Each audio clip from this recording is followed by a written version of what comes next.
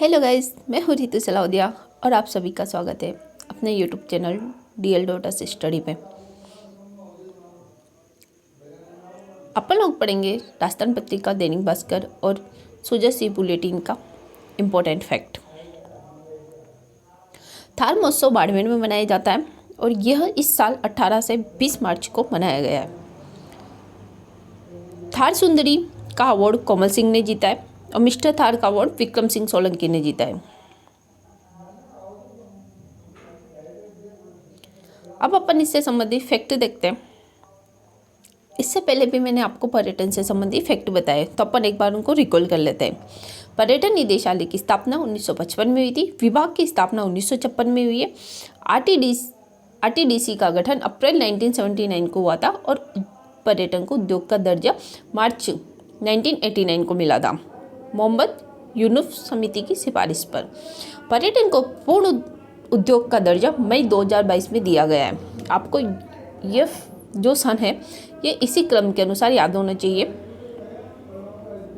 ताकि पेपर में कोई कंफ्यूजन ना रहे। पर्यटन नीतियाँ, फर्स्ट पर्यटन नीति सितंबर 2001 को आई थी।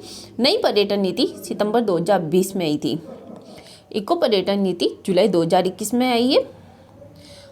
ग्रामीण और फिल्म पर्यटन नीति 2022 को आई थी। अब अपन देखते हैं कि राजस्थान में कौन कौन से महोत्सव मनाए जाते हैं। तो बीकानेर में ऊंट महोत्सव, जोधपुर में मारवाड़ महोत्सव, जैसलमेर में मरु महोत्सव और बाड़मेर में थार महोत्सव, सिरोही में ग्रीष्म और शीत महोत्सव, माउंट आबू में, डूंगरपुर में वागड़ महोत्सव, बूंदी में कजली तीज, कोटा में दशहरा और एडवेंचर स्पोर्ट्स, जयपुर में हाथी महोत्सव और तीज महोत्सव। आपको ये चीज़ें रिकॉल हो जानी चाहिए। अब अपन देखते हैं नए पर्यटन के फैक्ट। तो राजस्थान में पर्यटन सर्किट 10 है। अब अपन देखते हैं कि इनमें से कौन कौन से पर्यटन सर्किट है 10 में और इनमें कौन कौन से जिले आते हैं। मारवाड़ के अंतर्गत मरु त्रिकोण आता है। पहले ये 3 जिलों में ही था, बीकानेर, जैसलमेर और जोधपुर। अभी इसमें बाड़मेर को भी जोड़ा गया है, तो मरु त्रिकोण 4 जिलों में हो गया है, बीकानेर, जैसलमेर, बाड़मेर और जोधपुर। मेवाड़ सर्किट के अंतर्गत उदयपुर, राजसमंद, कुंभलगढ़ और चित्तौड़गढ़। वागड़ के अंदर बांसवाड़ा, डूंगरपुर। शेखावटी के अंतर्गत सबको पता है चूरू, झुंझुनू, सीकर। अब आता है मेरवाड़ा में आता है अजमेर, पुष्कर, मेड़ता, नागौर।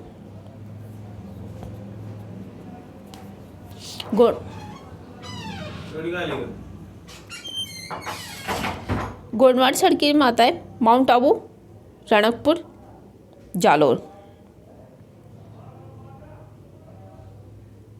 हाड़ौती के अंतर्गत आता है कोटा, बूंदी, झालावाड़। हाड़ौती के अंतर्गत 4 जिले आते हैं, लेकिन सर्किट में 3 ही आते हैं, कोटा, बूंदी और झालावाड़। इसमें 12 जो हाड़ौती के अंतर्गत आता है वो सर्किट में नहीं आता है। तो अपन ऐसे देख सकते हैं कि 12 को सर्किट से बाहर कर दिया, 12 बाहर। रणथंभौर के अंतर्गत आएगा रणथंभौर, सवाई माधोपुर और धौलपुर। मेवात, अलवर, भरतपुर, सबको पता है मेवात में से भी अलवर, भरतपुर जिले आते हैं। डूडार जो सबसे मोस्ट इम्पोर्टेंट है, जिससे क्वेश्चन भी पूछा जा सकता है, वह है डूडार, जयपुर, दौसा।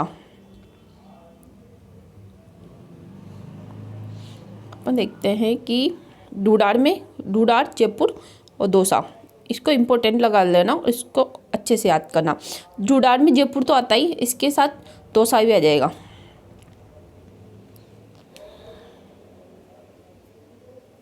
अब अपन देखते हैं कि पर्यटन हेतु केंद्रीय स्कीम।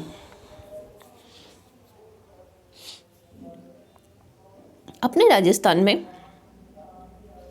कौन कौन सी केंद्र सरकार की योजनाएं चल रही है और उसके अंतर्गत राजस्थान के कितने जिलों को उसमें शामिल किया गया है, या फिर कौन कौन से दुर्ग है, मंदिर है जिनको केंद्र सरकार की योजनाओं में शामिल किया गया है। तो अपन देखते हैं कि हृदय योजना जो 2015 में स्टार्ट हुई थी, केंद्र सरकार की योजना में, इसमें राजस्थान के अजमेर शहर को शामिल किया गया है। हरदीय योजना के अंतर्गत पूरे भारत के 12 शहर है, जिसमें से राजस्थान का एक शहर है अजमेर। दूसरी योजना है प्रसाद योजना। प्रसाद योजना के अंतर्गत भी पुष्कर और अजमेर का समग्र विकास शामिल है, जिसमें ब्रह्मा मंदिर पुष्कर और ख्वाजा दरगाह अजमेर, इन दोनों को शामिल किया गया है। आदर्श स्मारक योजना जो केंद्र सरकार की योजना है 2018 में प्रारंभ हुई थी। इसके अंतर्गत राजस्थान के 6 स्मारक हैं, जबकि पूरे भारत के 16 स्मारकों में से राजस्थान के 6 स्मारक को इसमें शामिल किया गया है। अब अपन देखते हैं कि कौन कौन से स्मारक इसमें शामिल है। तो अर्थुणा बांसवाड़ा में आता है, सास बहू का मंदिर उदयपुर में, कुंभलगढ़ दुर्ग, चित्तौड़गढ़ दुर्ग, डींग पैलेस भरतपुर में और रणथंभौर, इन 6 जगहों को आदर्श स्मारक योजना में शामिल किया गया है। अगर इसके ट्रिक की बात करते हैं तो अर्थुणा की सास कुचड़ी रे, ये इसकी ट्रिक हो जाएगी। अर्थुणा से अर्थुणा, सास से सास बहू मंदिर, कु से कुंभलगढ़ दुर्ग, च से चित्तौड़गढ़ दुर्ग, डी से डींग पैलेस और र से रणथंभौर।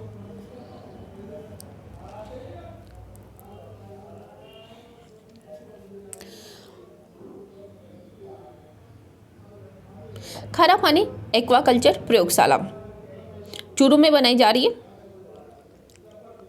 झींगा मछली उत्पादन को बढ़ावा देने के लिए।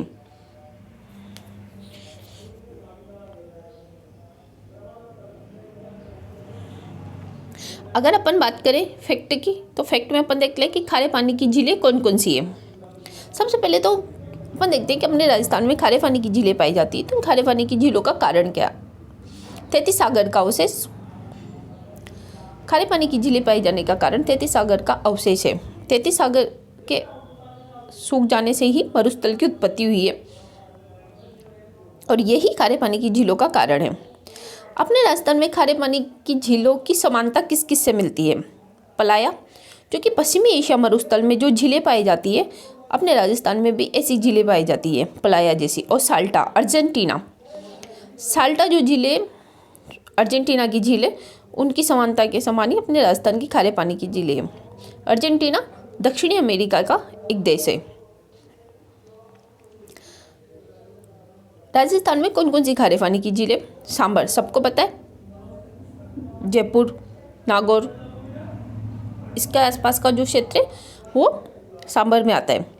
सांबर झील से 8.7% नमक निकाला जाता है। नमक निकालने में अपना राजस्थान दूसरे नंबर पे, लेकिन खारे पानी की झीलों से नमक निकालने में राजस्थान का प्रथम स्थान है। सांबर झील को रामसर साइट में शामिल किया गया है 23 मार्च 1980 को। ये डेट भी आपको याद रखना है। सांबर साल्ट लिमिटेड जो केंद्र सरकार का है वो सांबर में।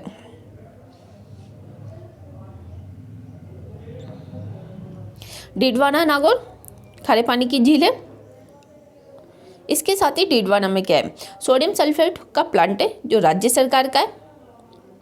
Rajasthan state chemical workers Didwana, Rajasthan state chemical workers Didwana में, ये फैक्ट भी बहुत इंपॉर्टेंट है। Rajasthan state chemical workers Didwana. Pachpadra Barmer, अब जो पचपदरा बाड़मेर है ये शुद्ध नमक हेतु फेमस है, क्योंकि यहाँ पे 90 जो नमक निकाला जाता है उसमें 98% NaCl पाई जाता है। पचपदरा बाड़मेर में खारवाल जाति के लोग मोटरी झाड़ी से नमक का उत्पादन करते हैं। फलोदी खारे पानी की झील जो जोधपुर में, लूणकरणसर बीकानेर में, कावोद झील जैसलमेर में, कुचामन नागौर में, डेगाना नागौर में, कच्छोर रेवासा सीकर में। ये झीलें आप लोगों को याद करनी है। इसके अलावा अपन देखते हैं कि झींगा एक मछली है। झींगा मछली पालन से संबंधित क्रांति जो गुलाबी क्रांति कहलाती है। गुलाबी क्रांति का संबंध झींगा मछली और प्याज उत्पादन से है। अब अपन देखते हैं कि ऐसी कौन कौन सी क्रांति है जो चल रही है। हरित क्रांति का संबंध खाद्यान्न से। हरित क्रांति का जनक नॉर्मन बोरलॉग विश्व में, जबकि भारत में MS स्वामीनाथन है। श्वेत क्रांति का संबंध दुग्ध से। जिसका जन्मदाता वर्गीज कुरियन थे। पीली क्रांति का संबंध खाद्य तेल और तिलहन से, इसके जन्मदाता सैम पित्रोदा थे। नीली क्रांति मत्स्य उत्पादन से संबंधित है, अरुण कृष्णन इसके जन्मदाता थे। काली क्रांति पेट्रोलियम और कोयला उत्पादन से संबंधित है। बायोडीजल किसको बोलते हैं? पेट्रोल में अगर 10% एथेनॉल मिलाया जाता है तो बायोडीजल हो जाता है। घुसर क्रांति का संबंध उर्वरक से। रजत क्रांति अंडा उत्पादन से संबंधित है, इंदिरा गांधी इसकी जन्मदाता है। सुनहरी क्रांति बागवानी से संबंधित है। तो ये कुछ इंपॉर्टेंट क्रांतियाँ थी, आप लोगों को पता है, और अगर नहीं पता है तो उनको याद कर लेना, इनसे अधिकांश बार क्वेश्चन आते हैं। अब अपन चलते हैं नेक्स्ट फैक्ट पे। करंट का next fact, horse polo ground Khelgaon Udaipur में बनाया जा रहा है, जो कि राजस्थान का पहला सरकारी होगा। राजस्थान का पहला सरकारी horse polo ground Khelgaon Udaipur.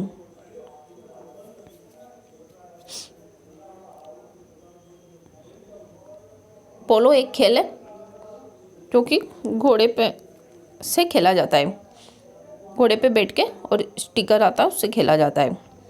गुलाम वंश का कुतुबुद्दीन एक वक्त था जो पोलो खेल रहा था, उस समय घोड़े से गिरकर इसकी मृत्यु हो गई थी। अगर इसके फैक्ट की बात करें तो सबसे पुराना पोलो ग्राउंड दुनिया का इम्फाल पोलो ग्राउंड है। अब देखते हैं कि राजस्थान के पोलो खिलाड़ी कौन कौन है। तो राजस्थान के पोलो खिलाड़ी में हनुवंत सिंह, नवीन जिंदल, शिवराज सिंह जो जोधपुर से, और मान सिंह सेकेंड।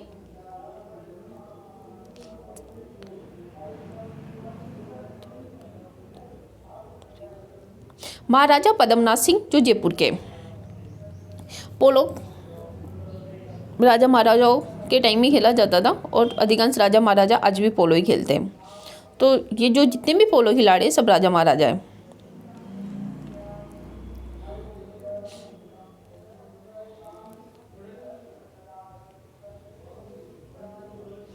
नवीन फैक्ट की तरफ चलते हैं। तो राजस्थान में सैन्य अभ्यास भी होते हैं, वायु अभ्यास भी होते हैं। तो अभी जो एक सैन्य अभ्यास हुआ है जिसका नाम है बोल्ड कुरुक्षेत्र। बोल्ड कुरुक्षेत्र सैन्य अभ्यास जोधपुर में हुआ है।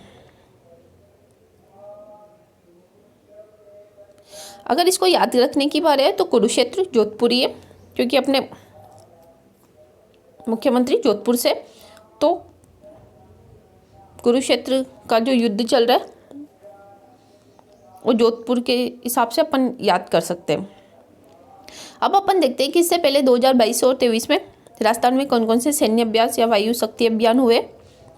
तो बीकानेर में कौन कौन से हुए? बीकानेर में हुआ है अलंजाह फोर्थ भारत और ओमान के मध्य, शत्रुनाश भारत की वायु और थल सेना दोनों ने मिलकर किया था। ओस्टा हिंद फर्स्ट भारत और ऑस्ट्रेलिया के मध्य हुआ है, जो कि अभी इसका पहला अभ्यास ही हुआ है। जोधपुर में हुआ है ईस्टर्न ब्रिज 6 भारत और ओमान के मध्य, गरुड़ 7 भारत और फ्रांस के मध्य। जैसलमेर में हुआ है साइक्लोन फर्स्ट भारत और मिस्र के मध्य, और जैसलमेर में ही वायु शक्ति सेकंड होना था, जो कि 2022 में स्थगित कर दिया गया है। इन सबको याद करने की बात करते हैं तो सबसे पहले जैसलमेर देखते हैं। साइक्लोन चक्रवात होता है, तो जहाँ पर ज़्यादा मरुस्थल होगा तो चक्रवात वहीं आएगा। तो जैसलमेर में ज़्यादा मरुस्थल है, जैसलमेर अधिकांश मरुस्थली भाग है, अपन इसको उससे कोरिलेट करके याद कर सकते हैं। जहाँ पर मरुस्थल होगा वहाँ पे वायु भी ज़्यादा ही आएगी, तो उसकी वायु की गति भी ज़्यादा ही होगी, तो वायु शक्ति सेकंड जैसलमेर में। जोधपुर में गरुड़ और ईस्टर्न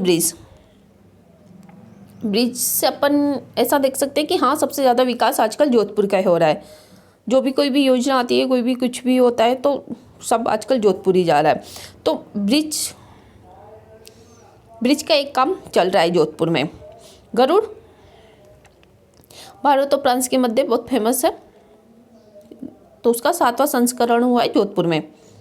बीकानेर, बीकानेर की बात करते हैं तो इसमें आता है अलंजा फोर्ट, शत्रुनाश, ओष्टा हिंद पष्ट।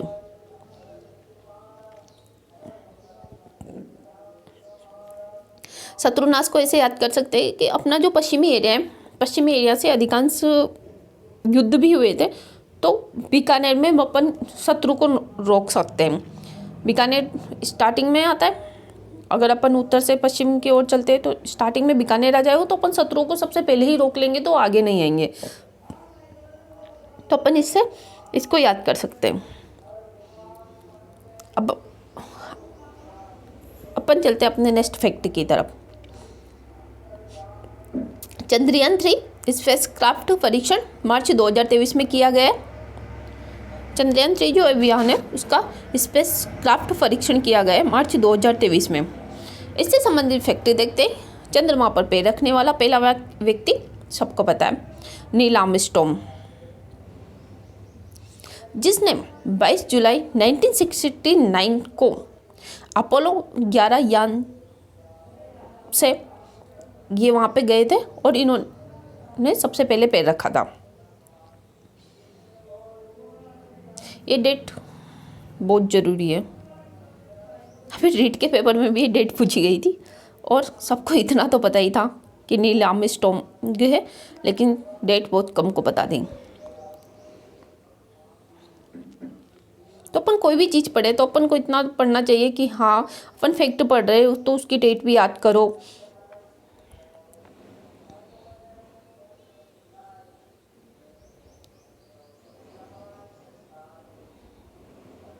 अपन इसको 1969 को ऐसे याद कर सकते हैं कि 9 और 6 टोटल 15 हो गए और 15 दिनों में चंद्रमा अपनी कलाएं बदलता रहता है। 1969 चंद्रमा का रिलेशन 15 से 15 दिनों में वो अमावस्या कर देता है, फिर 15 दिनों के बाद पूर्णिमा आ जाती है। तो 15 दिनों में चंद्रमा कलाएं बदलने के लिए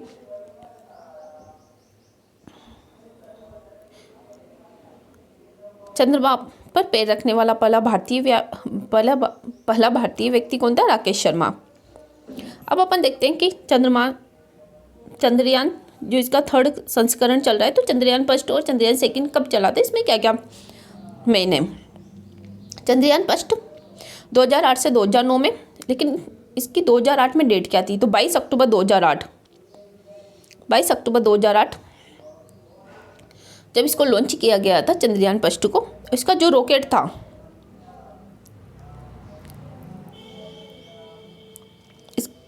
चंद्रयान 1 का रॉकेट कौन था? PSLV C11।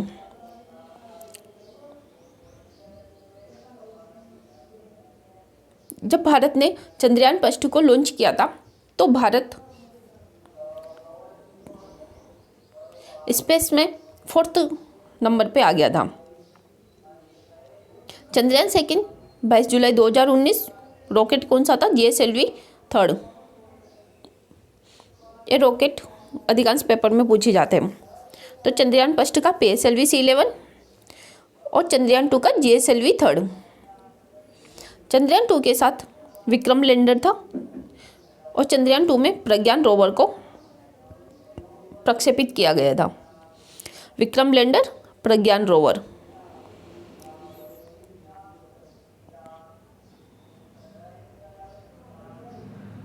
प्रज्ञान रोवर को ऐसे याद कर सकते हैं कि जिसके पास ज्ञान होगा वो कभी रो नहीं सकता, वो अपने ज्ञान से कुछ ना कुछ कर ही लेगा। तो रोवर से वो कभी रो नहीं सकता। और विक्रम लैंडर, अगर कोई भी नई भूमि पर लैंड करेगा तो जो विक्रम होगा, विक्रमादित्य जैसे नाम से पता लग रहा है, तो नई भूमि पर वही लैंड करेगा। तो अपन इसको ऐसे कोरिलेट करके याद कर सकते हैं। नया फैक्ट है, वैश्विक मिलेट्स श्री अन्न सम्मेलन जो कि दिल्ली में हुआ है।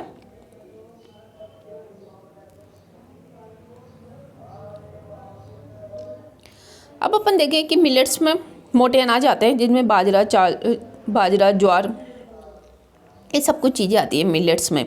तो बाजरा उत्पादन और बुआई में राजस्थान देश में प्रथम स्थान पर है। सबको पता है कि बाजरा उत्पादन केंद्र जोधपुर में और बाजरा अनुसंधान केंद्र बाड़मेर में।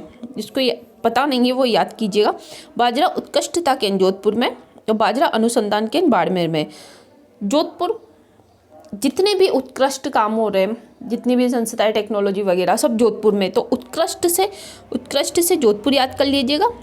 और अगर अनुसंधान करना है तो बाड़मेर चले जाइएगा। थैंक यू गाइस वीडियो को पूरा देखने के लिए। अगर आप हमारे चैनल पर नए हैं तो हमारे चैनल को सब्सक्राइब कीजिएगा और बेल आइकन को प्रेस कीजिएगा। Thank you.